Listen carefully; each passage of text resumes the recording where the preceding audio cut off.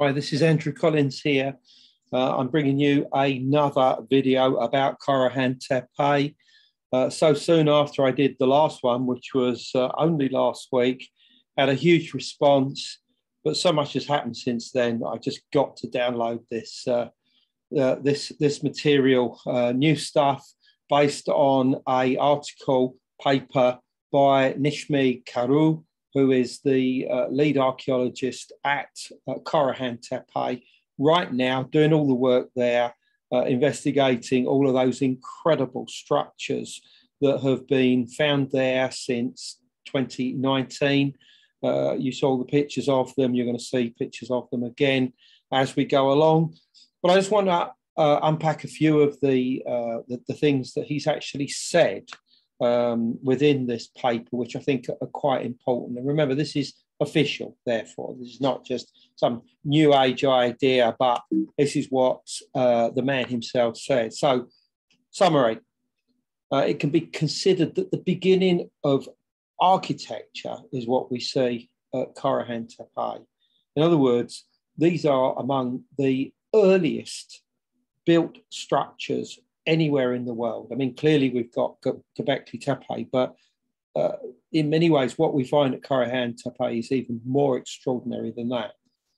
We're looking at the first shelters being followed by special structures. Special structures is a term that archaeologists use for ritual buildings, buildings that were seen to have a link with the liminal or otherworldly realm. We might call them temples, churches, mosques, synagogues, etc., today. But in the past, they had these magical functions, and the archaeologists call them, as I say, special structures, special buildings, cult buildings, etc. The structures found carved into the bedrock of a section of the northern quadrant of the western terrace of Karahan Tepe. Now, this western terrace faces out towards the east, okay? In other words, as you look towards it, it is the west. Now, just bear that in mind, it's a little bit confusing. The development of the structures may only be understood by following the bedrock. For example, whilst they comprise of different elevations and floor levels, the four subterranean structures revealed in Karahan Tepe in 2019-2020 are contemporary in that three of them make up sections of a building complex. And these three, as we will see, are known as AA, AB, AC, and AD. Well, this is the numbering, if you want, that was given to them based on the order of discovery. We will call the AD the ellipse or the elliptical enclosure. We will call AB the pillar shrine. We will call AA the pit shrine, and AC we don't know much about. It's only recently been uncovered, and it's not part of this interlinked three subterranean structures that we're going to be talking about. So don't worry about AC. We'll talk about that in a separate video. So here's a very basic view of Karahan Tepe. You can see the terminology here, the western terrace and the eastern terrace. And below that is the southern plain, which we shall also refer to. This was a plan of Karahan Tepe done by engineer Rodney Hale, just to show those four different structures, AA, AB, AD, and AC, okay?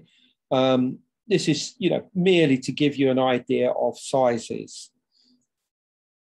The southern plain. While there are no pillar-like remains visible on the surface of the third section, that is the southern plain, artifacts that are perhaps related to domestic structures such as grinding stones, etc., have been recovered.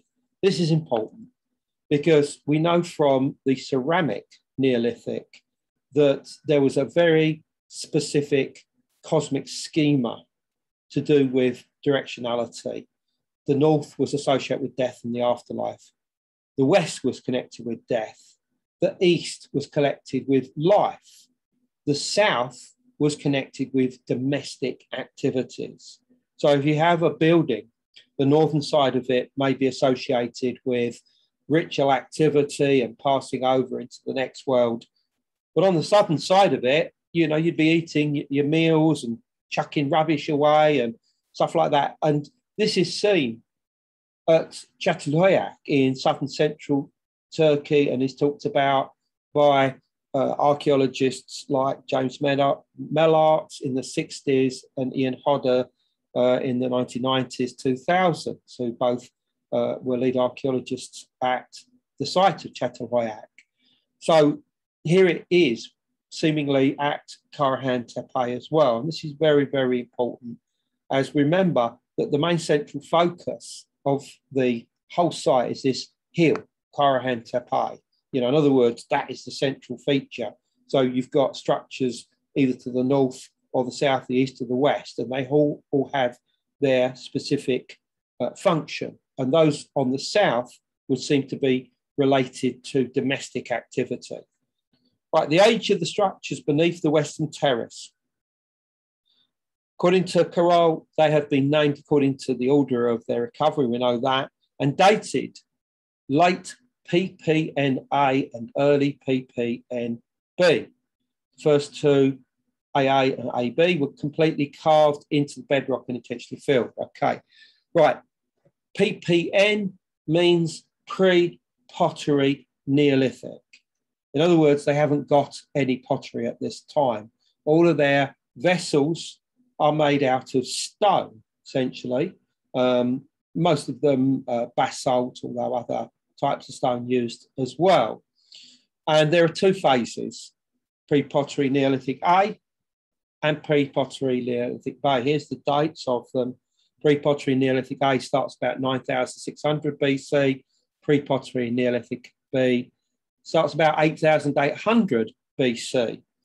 So, despite the fact that some of the reports talk about Karahan going back to 10,000 BC, that seems to be incorrect at the moment, because Necmi Karul is telling us that it's late PPNA, early PPNB. That gives us an approximate date range of around 9,100 to 8,500 BC. Okay, and you know that is the time frame where we'll be looking at. This is not to say there was nothing going on at Karahan before that time, only that the structures that have been found so far are nicely placed within this period, and that actually makes a lot of sense of what I've seen of the pillars, their design, the construction of the place, the type of stone tools that are just laying around there. All of them do seem to be within this period. Right, structure AD, the elliptical enclosure. The central unit of the building complex is structure AD, which is the largest. It was carved into the bedrock in the west with its floor leveled into the bedrock. The diameter of the structure reaches 23 meters. That's huge, and has a nearly rectangular plan with rounded corners. Well, we know that it's actually not rectangular. It's actually an ellipse, a perfect ellipse of a geometry with a ratio of either 6:5 or 32:7, both of which relate to musical scales, in particular the so-called lower third in the Pythagorean system. And this is either accidental or it's deliberate. We're not sure. It could, if it is accidental, well, then it's there anyway. It doesn't really matter. If it is deliberate, it would suggest that this structure was used specifically to generate sound. Structure D's wall is, the diameter of the structure reaches 23 meters, blah, blah, blah. The buttress is carved from the bedrock. Lower end of the wall are in the form of benches. Right, now, these buttresses, of which I think we have a picture coming up here, you can see them there, right? These are the buttresses, okay? I'm not sure there's a fourth one there. It may have been there, but has been destroyed. And between them, you've got these stone benches, or thrones, as I like to call them. Now, these are buttresses. Normally, that term is associated with Gothic architecture from the Middle Ages. And yet here it is in 9000 BC. I mean, this is how sophisticated these structures are. I mean, you know, we're on another scale here. I mean, we thought that Göbekli Tepe was something special, but this shows that we're dealing with an entire high culture that was using monumental architecture as early as 9000 BC. Structure D again, pillars and two-step benches continue along the 1.5 meters thick wall. Moreover, there are two more collapsed pillars inside the building by which it is understood these pillars were seated on a rather shallow bed opposite each other in the center of the building. AD is a very sophisticated structure. And here are those two central pillars. They're much fragmented, and their holes, which you can see here, I think, I mean, I'm guessing that these are their holes. You can just about see these dips going down. This is where they were, and there again on that, and this is the plan again. This is where they would have been actually in the plan. Now, here's the interesting thing about this. Let's say these pillars have just fallen from their central positions, and bearing in mind that these central pillars are at Göbekli Tepe, they were at Navali Chori, which is in the northern part of Şanlıurfa province. There are various other of these pre-pottery and Neolithic sites that have been uncovered in the Şanlıurfa province and the surrounding area. But almost all of them, if you approach them, you're approaching them edge on. Whereas these at Karahan, if we assume that they've fallen roughly where they were positioned in their slots, if you approach them from the south, which I believe is the point of entry, then they would have been face on like that, not like that, but like that. And there is only one other place that I know, specifically a large site that had similar pillars in a similar style like that, not like that, and that's Çayonu. And that's north of Diyarbakır, which is some distance to the east of Şanlıurfa, at, you know, say just north of Diyarbakır. And they date to probably about 7,500 BC, so quite late on in the day. So this also is confirmation to me that these structures are later than Göbekli Tepe. Göbekli Tepe dates to 9,600 BC down to 8,000 BC, whereas Karahan, we're dealing with a period from 9,000 approximately down to, I'm going to say about 7,500 BC, I reckon. I think that's when a lot of this was abandoned and deliberately filled in a very meticulous way.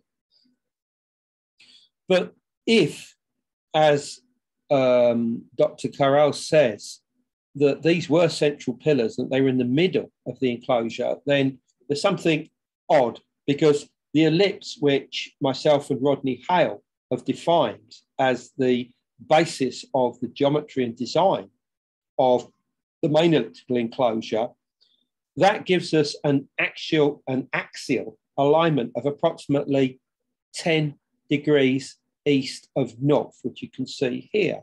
Right, this is the actual alignment. This is the cross axis, which would be about 10 degrees south of east. And yet, if we take lines through the slots for the central pillars, you get that alignment, and that doesn't make sense of anything. The actual alignment that we've created passes through very specific points within the enclosure. Here, here, here, and here. I think this is the southern entrance, by the way. And if you try and get an axis based on the central pillars, which is what you get at Göbekli Tepe, it's all over the place. So I don't understand that. I don't know what's going on there. We're just going to have to wait for more evidence to come out. Now, Rodney Hale has tried to reconstruct one of those two central pillars in the middle of enclosure AD, the ellipse. That's on the left. It's blurry because he was piecing together tiny fragments from an image, but it's about 3 meters in height and corresponds very well with the unfinished monolith, which is on the other side of the Karahan Hill on its eastern terrace. And you can see this unfinished monolith. There's Hugh Newman there photographing it or filming it. And that's about 3 meters, it's over 3 meters long. They're both about the same. They both have about the same T-shaped terminations. So they probably are both about the same age. In other words, about 9,000 BC. Back to now structure AB, which we've called the Pillars Shrine. Structure AB was carved entirely into the bedrock. This 7 times 6 meter structure is essentially a trapezoidal plan with rounded corners. The building is entered through a circle with a diameter of 70 centimeters on the south side and descending from 5-step stairs. There is another stair with 4 steps reaching from the floor to the other end of the building at this northeastern corner. In other words, there are 2 sets of stairs. On its southern end, very defined stairs, northern end, makeshift stairs cut into the bedrock. It is assumed that the set of stairs in the south were used for descending into the building. The structure of the entry suggests it is most likely related to the structure AD, in other words, the ellipse. There is a ridge along the upper western side of structure AB, whereas the central part of this ridge is shaped like a human head extending into space. This head is turned slightly towards the entrance stairs. Now, you've seen that head, you'll see it shortly, but let's go back to this statement about the entry from the ellipse into the pillar shrine via a circle. So that's a circle cut into the bedrock with a diameter of 70 centimeters. What's all this about? Well, this is it. As far as I'm aware, I've not been there. Hope to go there soon. You have to crawl through that to get into the pillar shrine. Graham Hancock told me he did so, and it's a very eerie experience. It's like going essentially from the world of the living into the world of the dead. And of course, when you enter inside this world of the dead, if you want to call it that, that wasn't his words, that's my words, by the way, is that you are confronted by these 11 pillars. 10 of them are carved out of the bedrock here. One of them is in a slot, just like the central pillars, and it's different, it's curved. It's probably animistic, totemic in nature. And just look at these pillars, look how randomly they're actually placed. Or you could suggest that they were curving around in particular fashion, like that may be. Very serpentine, but we'll come back to that shortly. This is where that hole is in relationship to the ellipse. It's in the northwest to northwestern part. That's how you enter into the pillar's shrine. And there does appear to be a relationship to do with the axis, the axial alignment of this, which we'll come back to. And what's so interesting is that in various of the enclosures at Göbekli Tepe, we also have what we call porthole stones. And on every occasion, they're either in the northwest or in the northwest of the enclosure. This is enclosure D, which is the most sophisticated, the oldest. It was constructed around 9,600 BC. You can see the central pillars, and there is a porthole stone in the northwestern section, specifically aligned onto that axis between the 2 central pillars. And that looks like this. It's like that. That's where it's placed there. Now, you can't get through that hole. That hole is too small to get through. So that's not for crawling into and out of the enclosure. There is another similar old stone in enclosure C at Göbekli. I'm pointing towards it there. And that's where it is. It's pillar 59. And that's what it looks like. And it's the same as the one in D, and it's in exactly the same position in the north-northwest. It should be pointed out that the inner circle of stones in enclosure C at Göbekli Tepe is younger than the outer circle.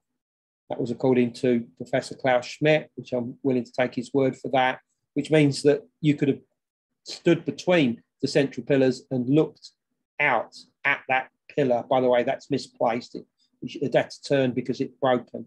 It probably was aligned to that, that axis in the past. So Porthole Stones, they're not just in enclosures C and D at Göbekli, but they are also in enclosures B and also H. So what are they? What do they represent? Well, almost certainly they're what we call soul holes. There are passages for the souls from the physical world to the liminal realm, either of those of the dead or of those deemed dead after entry into shamanic trance states. They usually were of the size of the heads for this reason. Heads and balls were abstract symbols of the human soul in Neolithic art and tradition. So they didn't need to be any bigger because they were only for allowing the soul of the individual to leave the enclosure and enter into a liminal realm, which was considered to be part of the other world. But what you've got at Karahan, of course, is that the hole there is large enough for you to crawl through. And that means that you are definitely, as Graham Hancock suggests, going from a physical environment into a liminal space, an otherworldly place where you would very obviously commune with some kind of either ancestral spirit or some kind of celestial force or intelligence or influence. Back to structure AB, some of the statements that Dr. Karul has written about them. The building was made by carving into the bedrock and creating standing pillars. The number of pillars in the building reached 11 with a flat plate placed in a shallow bed after being formed. In other words, that's the 11th one. That's this 11th stone that was put in place into a slot, whereas the other 10 are in situ carved out of the bedrock. Standing pillars in front row, 1.6 to 1.7 meters high. The 6 pillars in the back row are shorter and stand 1 to 1.4 meters high and are 30 to 50 centimeters in diameter. Now, let's read the next bit. It's clear that structure AB was built for special purposes with phallus-shaped pillars designed and formed from the beginning and a human head shape from the bedrock. Now, are these phalli? Are they phalluses? They look like it, yeah. You've got cylindrical pillars with a larger cylinder at the top. And that, for all intents and purposes, is either a Blue Origins rocket or a male member, basically. But I suspect that they may mean more than that. Graham Hancock suggests they may represent omphaloses, i.e. points of first creation, like some kind of stone that represents the beginning of everything. But I think that they may also be abstract human forms. In other words, they're anthropomorphic, very simple, and that your presence in them, in this shrine, is that you are in the presence of the ancestors. Other examples, the steps in the north do not constitute a defined staircase. I don't need to worry too much about that, other than to say that that means that there is a link between this shrine, the pillar shrine, into the other shrine, the so-called pit shrine, which is structure AA, which we'll come on to in a second. Right, this is structure AB, the pillar shrine. You can see those incredible pillars here cut out of the bedrock. This is the 11th one here, which is the one that's been carved elsewhere and put into the slot. Here's your head. Right. Now, in addition to what we've already said about the pillar shrine, there is also a serpentine channel opening into the building to the north. Now, bear that in mind as we talk about structure AA, the pit shrine. Structure AA measures 8.5 times 7 meters and is nearly trapezoidal with rounded edges. It is also subterranean, is shallow compared to the others, and has a depth of approximately 1.1 meter. There is a 6.6 meters long bench that extends along the west side of the building. 2 steps at one end of this bench link the building to the outside. Moreover, there are 2 small pits dug into the platform in front of these stairs. There is a snake engraved on the front of the bench with a fox engraved right beneath the stairs at the end of this motif. There is also a small niche under the fox's chin. A deep pit with amorphous edges is found in the northern half of the building. So we are talking about 2 separate serpentine forms here. And one of them is this beautiful carved serpentine line that stretches from the pillar shrine right the way to the edge of the pit shrine. And you can see the pit itself up here. What would you use that for in 9000 BC? I can think of probably just 2 things, really. One is that you'd either put some kind of creature down it, maybe a snake, or you would put yourself down it and maybe crawl up into some kind of fetal state and experience the liminal realms. That's all I can say. By the way, that bench here that has the serpent is here. Now, I think this is it here. I haven't got a proper picture of it, but I think that's it, okay? If you have a picture of it that I can use, please send me and I'll add it to this lecture.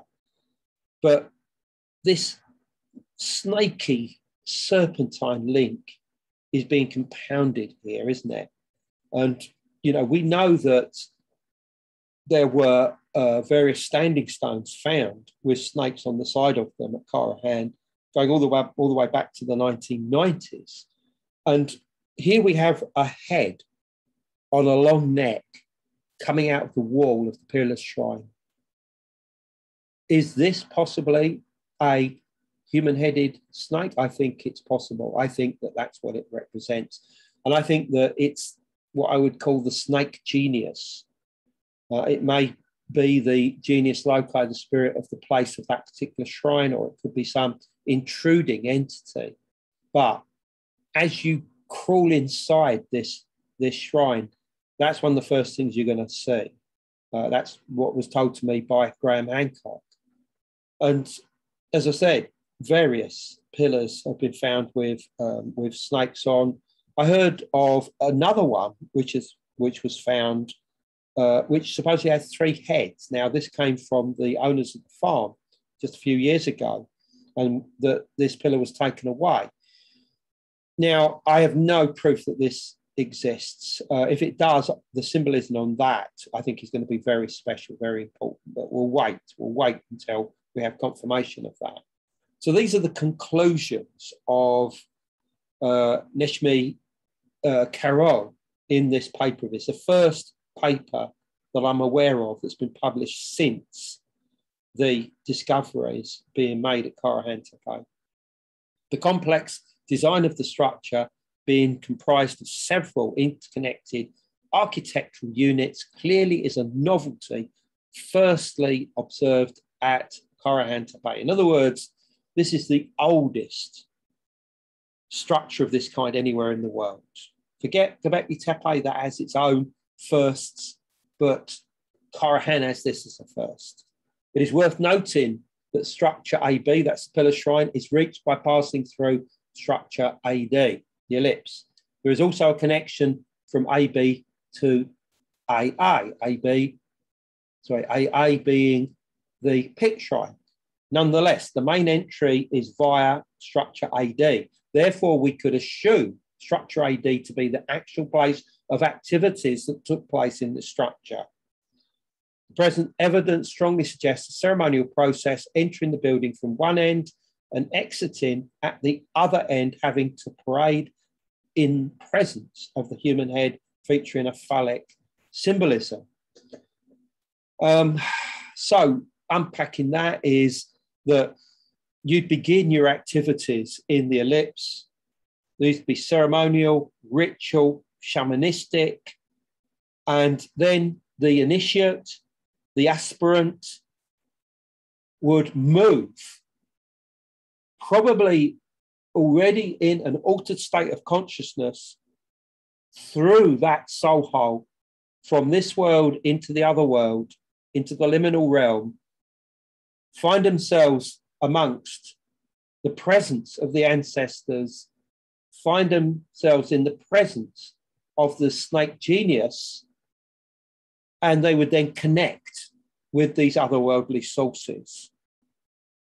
But would they go on then to the pit shrine? Possibly. But, you know, at what point they would go on, I don't know. It could be the next day, who knows? And finally, Dr. Karul says, Karahantepe excavations that commenced in 2019 have revealed strong evidence of intentional burying of buildings by filling in.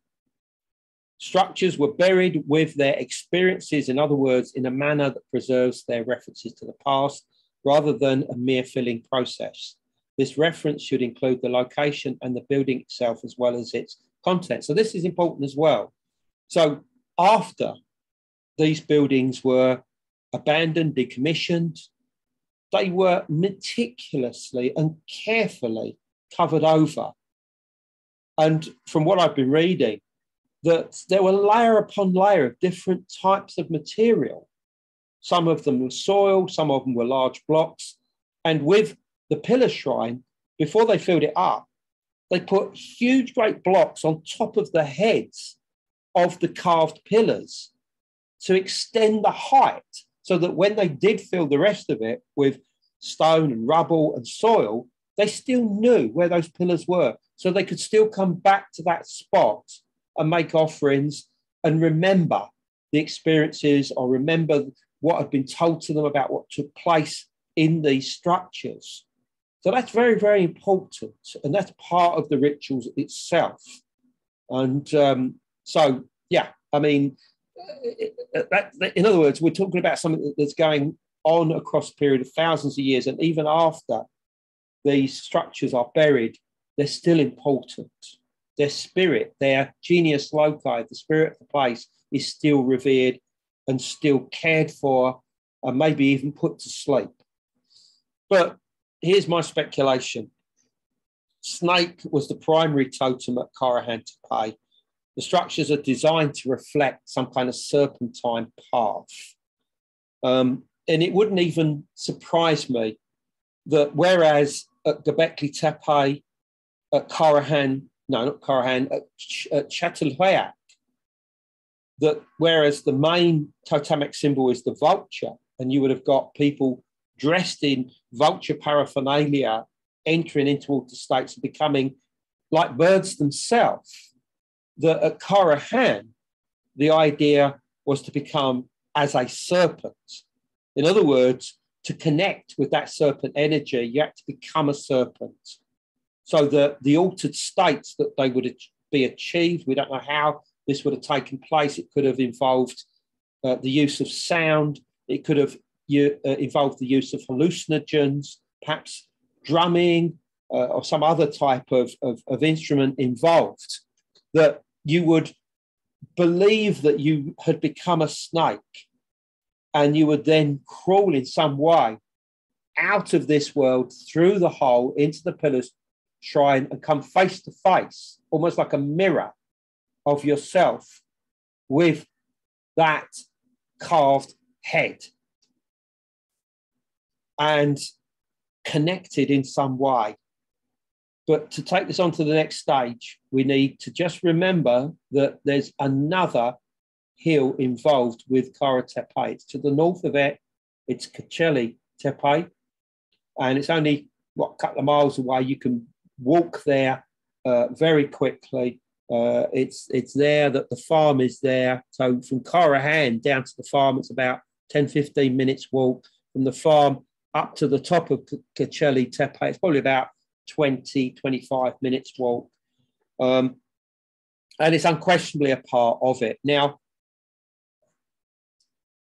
I've investigated this site on several occasions. It's got some quite incredible caves in it. The only caves in the area that I'm told. And the important thing is that when we investigated it, the farmers, the owners said, be careful up there because in those caves are snakes. So I said, oh, okay, fine. So I went down into this beehive type cave. There's me there suitably prepared in a protective clothes for that reason. And I went down into it, and it's a big beehive type structure, like something out of Indiana Jones and the Raiders of the Lost Ark. But there's no snakes down there. In fact, I didn't see any snakes anywhere on the top of Karahantepe. So there was nothing really to worry about. But it makes you wonder why these people believe that there are snakes on there and that these caves have snakes. Is it something that we would call site perpetuation? In other words, a story that's been told across countless thousands of years. Be careful, there's snakes up there.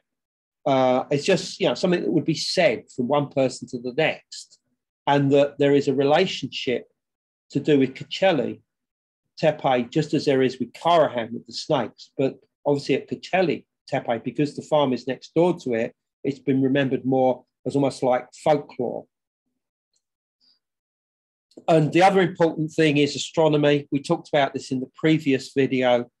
There is, if you stand on the rocky knoll immediately above the three structures we've been talking about, structures AA, AB, and AD, then if you looked out over the top of Tepe in 9000 BC, you would have seen the bright star Cygnus setting down into that hill, along with the other stars of Cygnus, of course. And that tells us that the fact that at the elliptical enclosure, structure AD, that the line from the center of the southern entrance, as defined by the geometry, through the hole, through the central axis of the pillar shrine, is almost exactly the same as that same astronomical alignment between Karahantepe and Tepe. To me, it doubly affirms that those pillars represent ancestors and that Tepe is the place of the ancestors, a place of emergence, like a sipapu in Native American tradition, a hill out of which from the caves the ancestors came. And there is a serpentine link. But the reason for giving you this alignment again is to suggest that there might be more here. And the first clue of this is the fact that in the pit shrine, structure AA, it tells us that there's this long relief of a serpent around the bench, at the end of which is a fox. And those two symbols appear together on the most important of all of the stones at Göbekli Tepe, and that's the Vulture Stone, pillar 43, called a vulture clearly because it has this W-shaped, W-winged vulture. This is baby vulture there, there's another vulture down there. And down below the head, on the base, is a snake next to a fox. Okay, could simply be a coincidence, but let's go with this, because my colleague, the engineer Rodney Hale, has, in my opinion, suitably defined the Vulture Stone as a map of the heavens in 9600 BC, which is when enclosure D was constructed, and thus with it the Vulture Stone. The ball on the wing of the large vulture is the northern celestial pole. That's what you can see here. If that's correct, then it makes the vulture Cygnus, the celestial bird, which was a vulture across the Near East, going all the way into Greece. And it makes the scorpion, Scorpius, constellation Scorpius. This was first identified as this particular constellation by the archaeoastronomer Juan Belmonte, I think as far back as 2008. And next to this scorpion, you have the snake and the fox. Now, I talk all about this in my book, The Cygnus Key, that came out in 2018. And what I say is that these two symbols, the serpent and the fox, have to be in the vicinity of Sagittarius and Ophiuchus, which is also known as the serpent bearer or the serpent carrier. And I stick with that based on what we're finding to do with Karahan now. So there we go, there's the close-up of it. You can see Sagittarius there. So there's the stars of Scorpius here. I mean, obviously, it's not exactly in the right position because, you know, we don't know how accurate this map of the heavens was supposed to be, but it's in a good enough position for me. Ophiuchus is up there. So what can we tell about this as far as Karahan is concerned? Well, here's the thing. Whereas the pillar shrine is on an alignment that points directly towards Karahan Tepe and thus conforms to the setting of the bright star Deneb in the constellation of Cygnus, structure AA, the pit shrine, has a different actual orientation. And it would appear to be around 300 degrees azimuth. You can see it here. I've obviously highlighted it. I've double checked this, by the way, with Google Earth just to make certain. And what happens in the direction of 300 degrees azimuth in 9000 BC? Well, it was something that intuitively I thought would be the case. And that is the setting of the sun at the time of the midsummer solstice. It's actually just about 3:01, but obviously we don't know exactly the date, and the horizontal direction, you know, could be just slightly different. So 1 degree difference, I don't think makes any difference whatsoever, not at this stage. So I'm happy to suggest that the pit shrine is aligned to the setting of the sun at the time of the summer solstice. But what more can we learn from this alignment if that is the case? And by the way, that particular shrine is just around the corner from the Western Terrace. And obviously I've not been to this spot, but I'm going to assume at this time that from approximately that spot, you can look across and see the sun setting at that time. Even if you can't, it could be a symbolic alignment, but let's assume you can for the time being. 2.5 hours after this time, obviously after it gets dark, the Milky Way would have been seen rising vertically up from that exact same azimuth into the sky from the position of the constellation of Sagittarius. And this, to me, strongly suggests that Sagittarius was seen in association with a serpent or snake in 9000 BC by the inhabitants of Karahantepe. And This, obviously, just to reconfirm, there's the snake, there's Sagittarius. So the fact that you have so much snake imagery at Karahan could ultimately be talking about alignments based upon particular times of the day and night and the setting in particular of certain celestial objects. And is it possible that we are talking about a serpentine journey through the subterranean structures of Karahan Tepe to gain wisdom of the ancestors and knowledge of the cosmic serpent? I mean, look just for instance that how serpentine this journey would be from the center of the elliptical enclosure through the pillar shrine and then through into the pit shrine. That alone looks very serpent-like.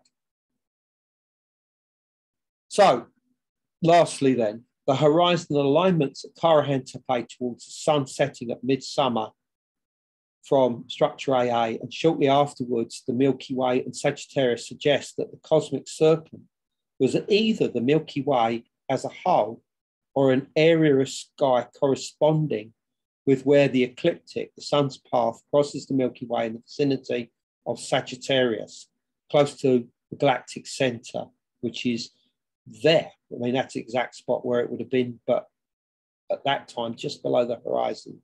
Most obviously, this corresponded to the mouth or jaws of a snake.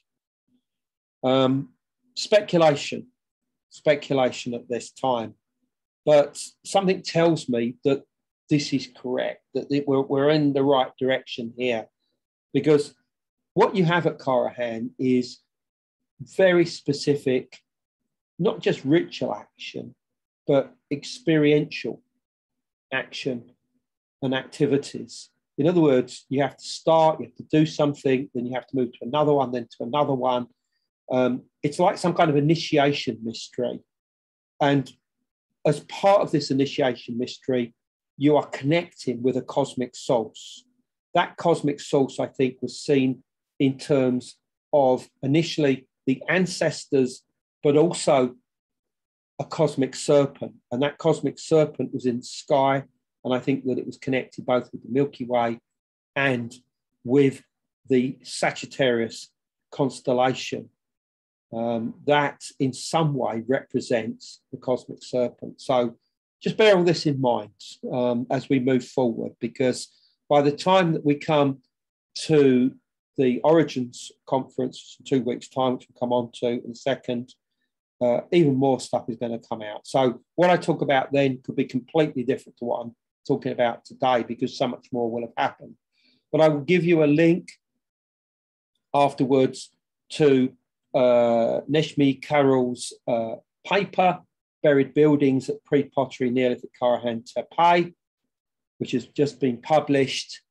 And also, obviously, if you like this, what I'm doing, and you want more of this sort of stuff, then give us a like and also subscribe to this channel, because we'll be doing much more. And there's stuff already on there that you're going to want to see. And myself, Hugh Newman, will be joining various of our friends, Greg Little, Jim Vieira, JJ Answorth, and other special guests, including Scott Crichton, will be at this event on November the 6th from 12 p.m. to 8 p.m. UK time.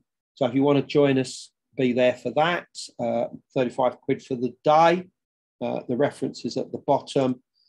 But if you want, just come onto my website, andrewcollins.com. There's links through from there, or go to megalithomania.co.uk, which is Hugh's site.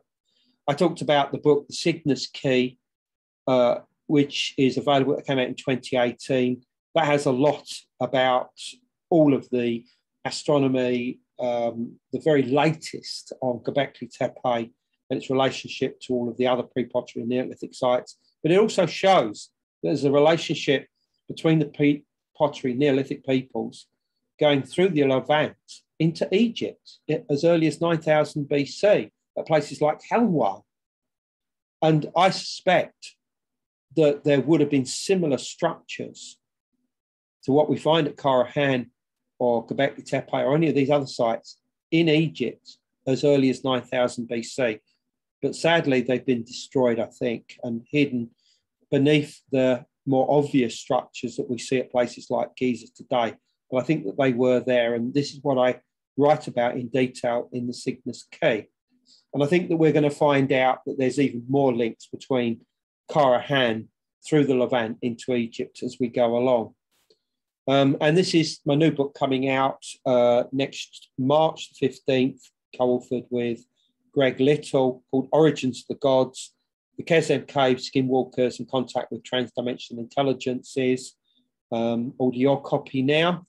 And if you've got any queries about any of this, contact me through YouTube, any of the social media. I'm on Facebook, on Twitter, and whatever else we've got there. And or email me, old-fashioned styly, through andrewcollins.com. So with that, I shall say thank you very much. And until the next time, I'm going to get some sleep.